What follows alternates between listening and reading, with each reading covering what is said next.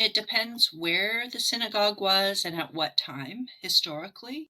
But if James is written late first, early second century, increasingly historians think that the synagogue was best compared to the ancient association, which were all over the place in the ancient world. So these could be, they're also called collegia in Latin.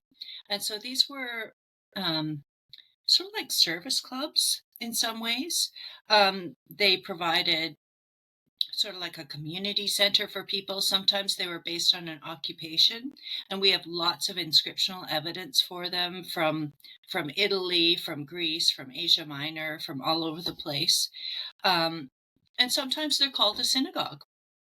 And so there's no reason why we have to think of synagogues at this point, at least historically, as any different from other kinds of associations, except for the fact that um, they were especially for Judeans or Jews, but there's also evidence not exclusively so. So you could have Gentiles participating. There could be mixed ethnicities participating in these synagogues.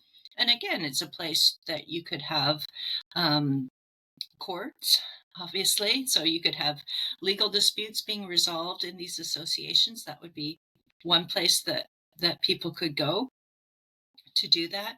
Um, Sometimes places for reading, for study, places sometimes where travelers might be able to stay. So there's evidence archaeologically that rooms were there for people so that people could just bunk there for the night if they were traveling.